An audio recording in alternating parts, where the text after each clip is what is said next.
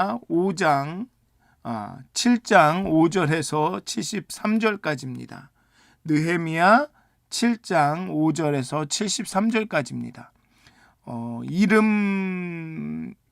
이름과 목록이 쭉 나오는데요. 이게 73절까지 다 읽으려면 너무 시간이 오래 걸려서 일부만 느헤미야 7장 5절에서 7절까지 그리고 61절에서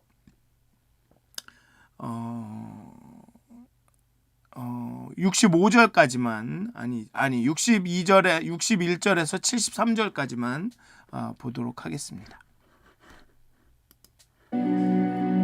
내 하나님이 내 마음을 감동하사 귀족들과 민장들과 백성을 모아 그 계보대로 등록하게 하심으로 내가 처음으로 돌아온 자의 계보를 얻었는데 거기에 기록된 것을 보면 옛적에 바벨론 왕 느부갓네살에게 사로잡혀 갔던 자들 중에서 노임을 받고 예루살렘과 유다에 돌아와 각기 자기들의 성읍에 이른 자들 곧 스룹바벨과 예수아와 느헤미야와 아사랴와 라아мя와 나하마니와 모르드게와 빌산과 미스베렛과 비그웨와 누훔과 바나와 함께 나온 이스라엘 백성의 명수가 이러하니라.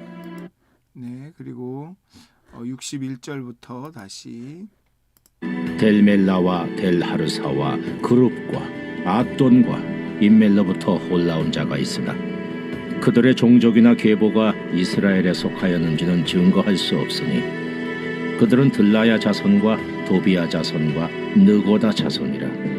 모두가 642명이요 제사장 중에는 호바야 자손과 학보스 자손과 바르실레 자손이니 바르실레는 길르앗 사람 바르실레의 딸 중에 하나로 아내를 삼고 바르실레의 이름으로 불린 자라. 이 사람들은 계보 중에서 자기 이름을 찾아도 찾지 못하였으므로 그들을 부정하게 여겨 제사장의 직분을 행하지 못하게 하고 총독이 그들에게 명령하여 우림과 둠밈을 가진 제사장이 일어나기 전에는 지성물을 먹지 말라 하였느니라.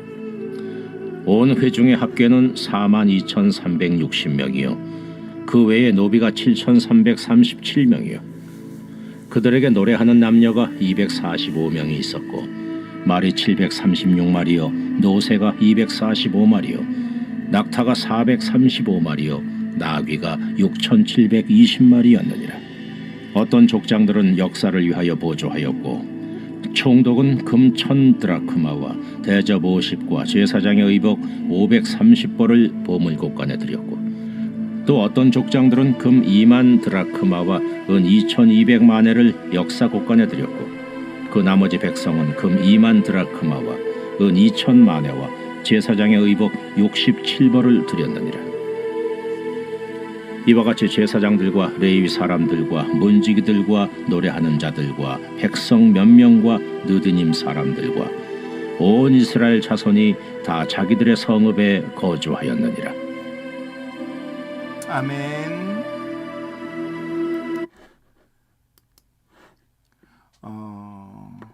오늘 본문을 보시면 아마 성경책을 읽으시는 분들은 아시겠지만 또 명단이구나 하셨을 겁니다. 아이고야.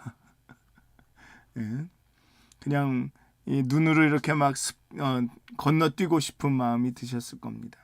바로스, 스바디아, 아라, 바한모압 이름들이 쏟아지고 숫자들이 이어집니다. 몇 명이 왔는지 그런 이야기들이 쭉 나오죠.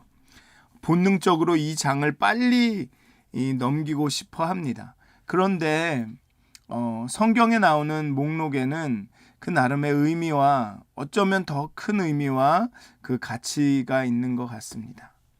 성경에서 지루해 보이는 본문일수록 그 안에 감추인 것들을 놓치기 쉬운 것 같습니다. 느헤미야 7장이 바로 그런 본문인 것 같습니다. 이 긴 명단은 단순한 행정 기록이 아닙니다. 사실 이 명단은 에스라 2장에 나오는 명단과 거의 유사합니다.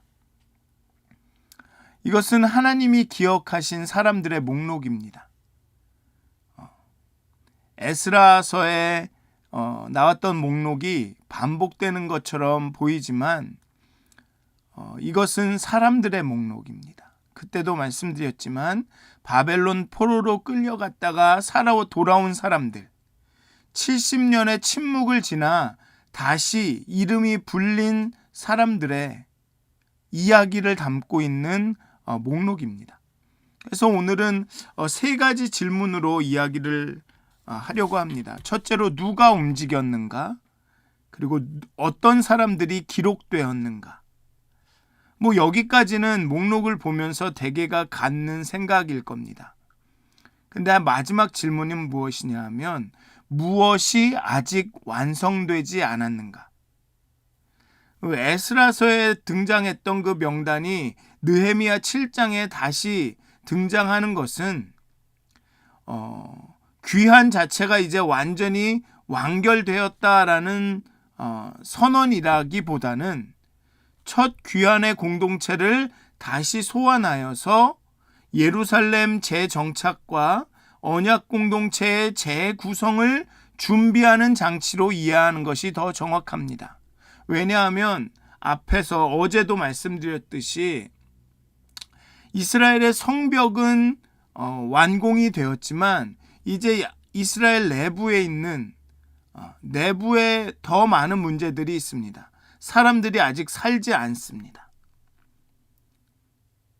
이미 예루살렘 근처 혹은 예루살렘에서 떨어진 곳에서 그 삶의 뿌리를 내리고 정착하던 사람들을 이주시켜야 합니다. 스룹바벨이 그 바벨론 포로에서 포로 생활에서 살아남은 사람들을 이끌고 온 지가 거의 100년 가까이가 됐습니다. 100년이 넘었죠. 한 140년 가까이 됐습니다. 아니죠. 그거는 100년 정도가 됐죠. 100년. 한 90년이 됐네요. 바벨론에 의해서 멸망된 지가 140년이 됐고 스룹바벨이 온 지는 한 90년 가까이가 됐습니다.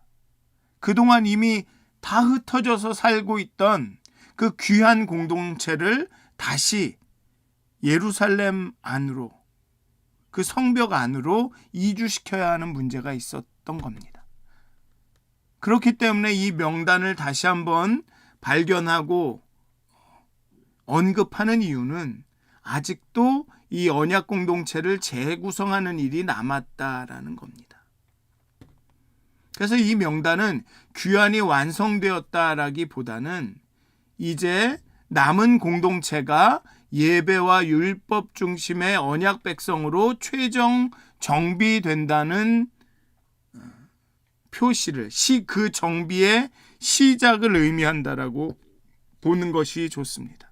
그래서 8장에 보면 이제 율법을 읽고 회개하고 그러면서 다시금 예배와 율법 중심의 언약 백성으로 재정비가 되는 과정이 나오죠. 그래서 오늘은 사실 무엇이 아직 완성되지 않았는가라는 질문이 더 중요합니다. 먼저 누가 움직였는가? 누가 이 일을 시작하였는가? 5절은 이렇게 시작합니다. 내 하나님이 내 마음을 감동하사.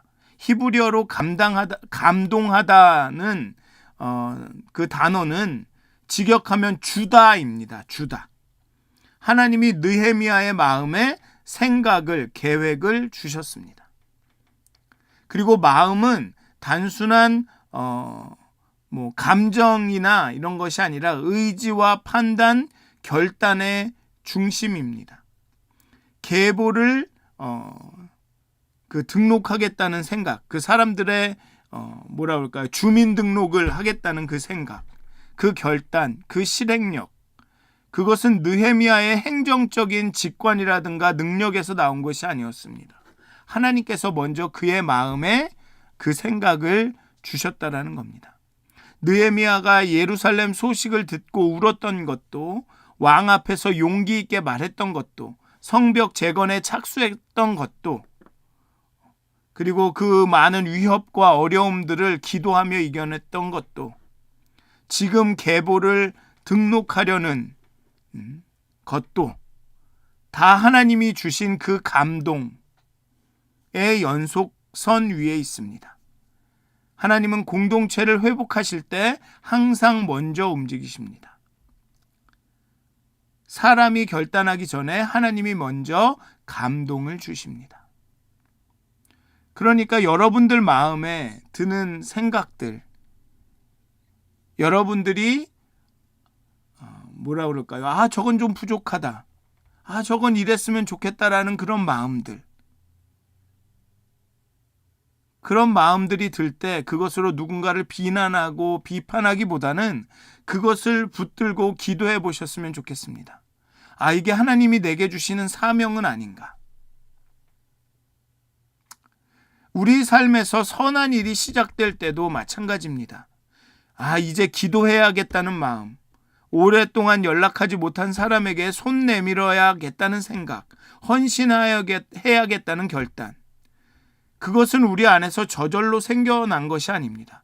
그런 마음을 하나님이 우리에게 주신 것일 수도 있습니다. 그러니 그런 마음이 드실 때는 그 마음을 가지고 기도해 보셨으면, 그 마음을 좀 깊이 들여다 보셨으면 좋겠습니다. 왜냐하면 그냥 순간 드는 생각이 아니라 정말 하나님이 여러분들 마음에 주신 그 사명일 수도 있기 때문에 그렇습니다. 여러분들 마음에 떠오르는 소원들이 있습니까? 여러분들 마음에 떠오르는 이 뭔가 부족하다라는 생각들, 이게 더 있었으면 좋겠다는 생각들, 그런 생각들이 있으십니까? 그 마음을 가볍게 흘려보내지 마십시오. 그것이 하나님의 감동일 수도 있습니다. 그리고 어떤 사람이 오늘 명단에 기록되었는가? 두 번째로 이 명단에 오른 사람들의 정체를 이렇게 밝힙니다. 6절에 보면 옛적에 바벨론 왕 느부갓네살에게 사로잡혀 갔던 자들, 히브리어로 사로잡혀 갔던 자들은 끌려갔다라는 뜻입니다. 포로되었다라는 뜻입니다. 그리고 다음에 올라온 자들이 나옵니다. 이것은 귀한의 언어죠. 끌려갔다가 올라온 사람들. 그것이 이 명단에 기록된 사람들의 정체입니다. 근데 좀 더 분명히 말하면 끌려갔던 사람들의 자손들이겠죠. 그리고 명단을 자세히 보면 하나가 아닙니다. 족장의 후손들도 있고 지역 출신자들도 있고 제사장들도 있고 레위인과 성전 봉사자들이 있습니다. 명단을 잘 살펴보면 귀족과 민장과 백성들,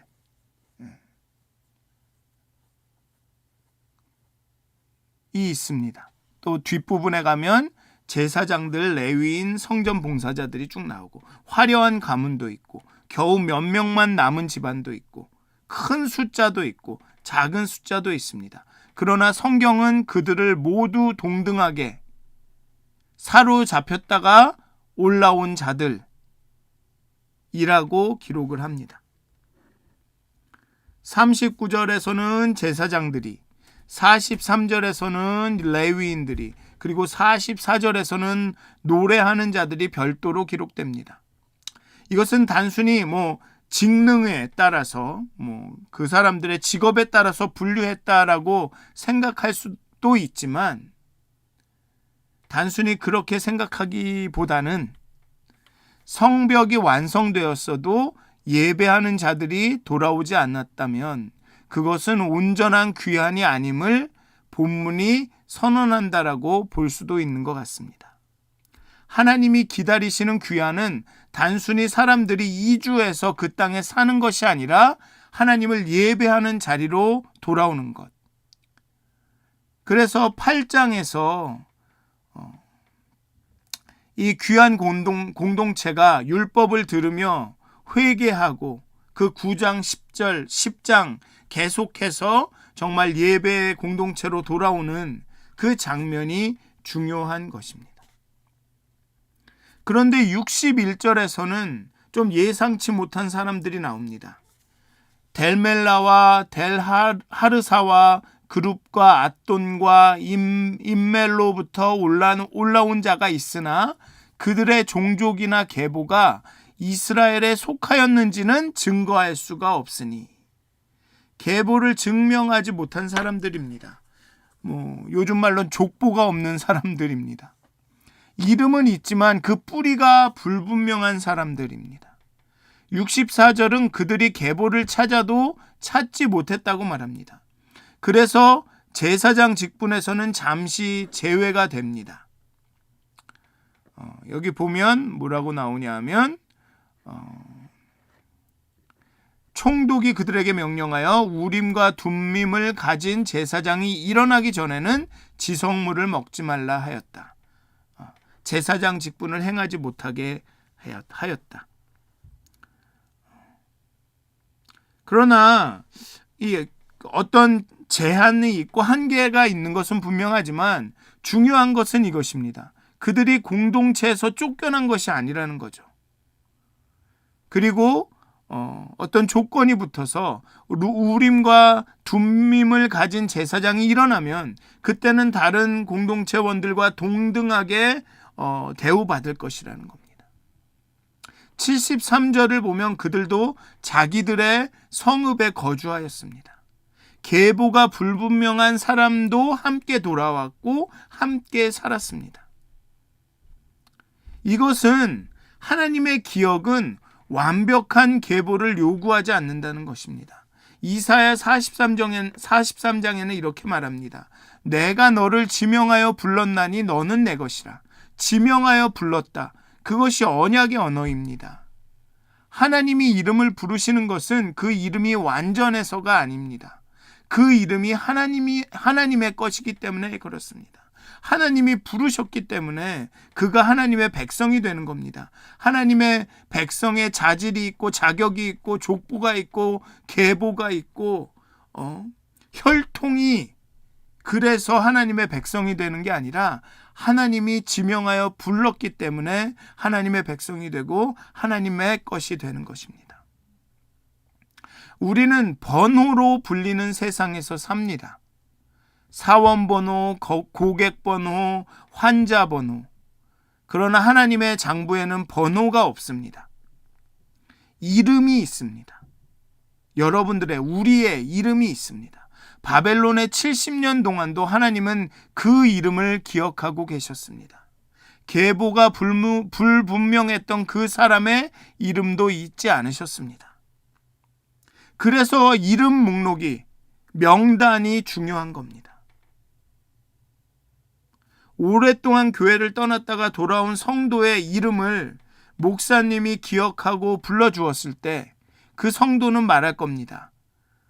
그 순간 하나님도 자신을 기억하실 것 같았습니다. 이름을 불러주는 것은 단순한 친절이 아닙니다. 하나님이 하시는 일을 우리가 대신하는 것일 수도 있습니다.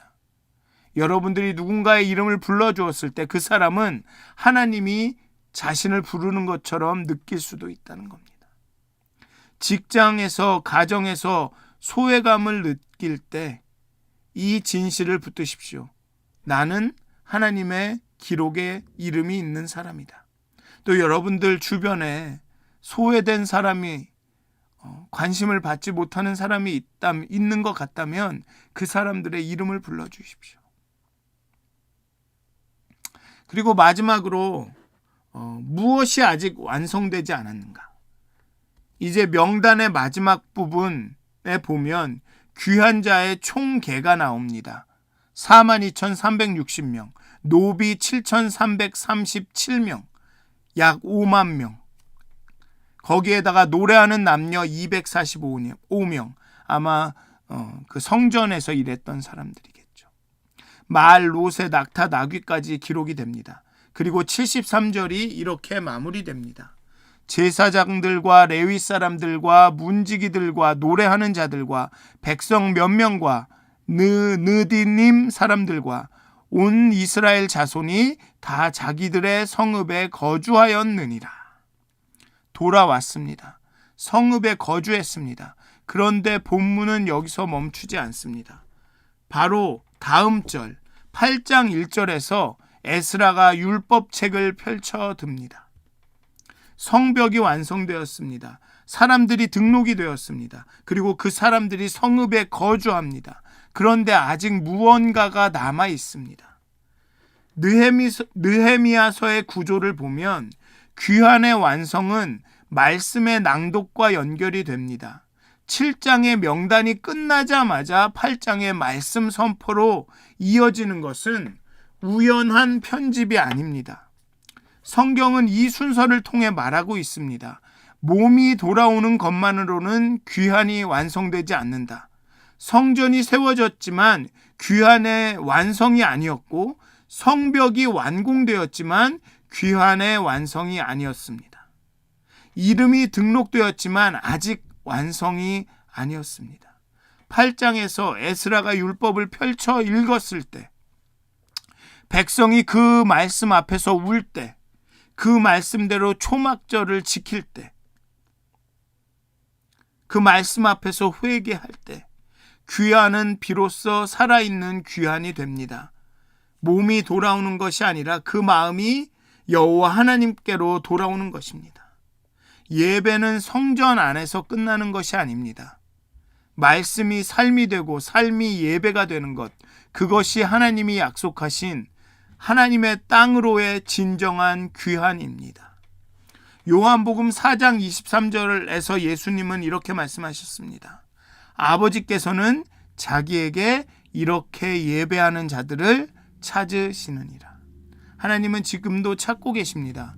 몸은 돌아왔지만 마음이 아직 돌아오지 않은 사람들, 삶의 어느 자리에서 예배가 식어버린 사람들, 그분은 그런 사람들을, 우리를 그 예배의 자리로 다시 부르고 계십니다.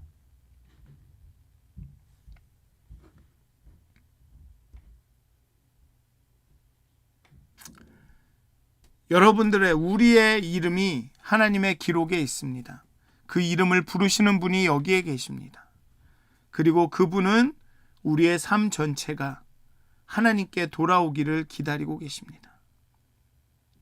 우리가 예배 공동체로, 예배의 사람으로 온전히 돌아오기를 기다리고 계십니다. 우리는 오늘 어디까지 돌아왔습니까? 어디까지 돌아왔습니까? 그저 성읍에 거주하고 있는 것입니까? 아니면 말씀 앞에 선 것입니까? 하나님은 우리의 이름을 기억하십니다. 그 이름을 부르시면 몸만의 귀환이 아니라 말씀과 예배와 삶이 하나가 되는 자리로 우리를 초청하고 계시는 겁니다. 사랑하는 믿었은 가족 여러분, 하나님의 그 초청에 응답하셨으면 좋겠습니다. 말씀 앞에서 하나님을 경외함으로 우리의 삶이 온전한 예배로 거듭나는, 돌아오는 그런 하루가 되시기를 주님의 이름으로 기도드립니다.